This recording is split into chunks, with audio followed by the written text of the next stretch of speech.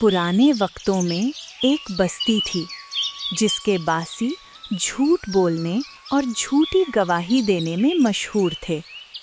इसी बस्ती में एक आमिर नामी शख्स था जिसने एक सादिया नामी औरत के साथ खुफिया निकाह कर लिया।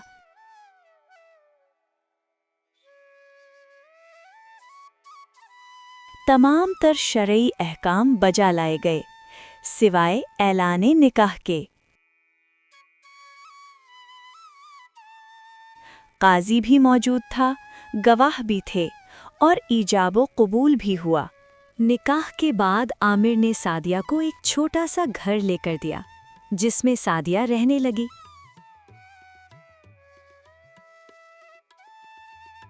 इस दौरान उसने अपनी हिफाजत के लिए एक कुत्ता रख लिया। वो उस कुत्ते का अच्छा ख्याल रखती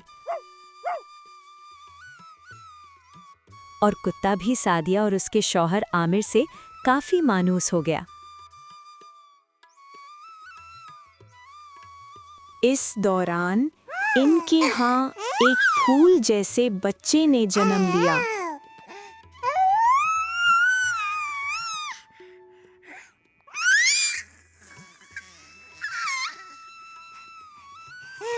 आमिर का रवैया अपनी बीवी सादिया के साथ वक्त के साथ साथ इंतहाई नामुनासिब होता गया। कुछ अरसे के बाद दोनों मियाँ बीवी में शदीद नाचाकी हो गई और उन दोनों ने अलहदगी का फैसला किया। लेकिन आमिर ने अपने बीवी सादिया को तमाम तर शरई हुकूक से महरूम रखा। ना तो मैं तुम्हें तुम्हारा या इस बच्चे का कोई खर्चा दूंगा और ना ही तुम्हारा कोई हक़े महर अदा करूंगा और ना ही तुम्हें या इस बच्चे को अपनी जायदाद से कोई हिस्सा दूंगा और तुम्हें तलाक भी ना दूंगा। मैंने कभी तुम्हारे साथ निकाह का कोई ऐलान ही ना किया है। तुम मुझे और इस बच्चे को हमारे जायज़ और शरई हकूक से महरूम नहीं रख सकते। अल्लाह को क्या मुंह दिखाओगे? मैं तुम्हारा और अपना फैसला काजी साहब के पास लेकर जाऊंगी और तुमसे अपने शरई हकूक हासिल करूंगी।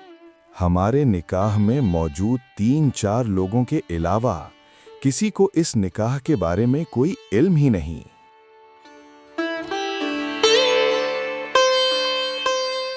तुम तो इस निकाह को ही साबित नहीं कर सकती। और हाँ, ये मकान मेरी मिल्कियत है। तुम्हारे पास 3 दिन हैं। इस मकान को खाली कर दो क्योंकि मैं दूसरी शादी करने वाला हूँ और मैं इस घर में ही अपनी दूसरी दुल्हन लेकर आऊंगा। और सादिया रोने लगी और सादिया ने मामला काजी की अदालत में पेश किया। आमिर को बुलवाया गया तो आमिर ने अपनी बीवी सादिया को पहचानने से ही इनकार कर दिया, जिस पर सादिया ने कहा, काजी साहब, मेरे निकाह के गवाह मौजूद हैं, उन्हें तलब किया जाए। गवाहों को तलब किया गया।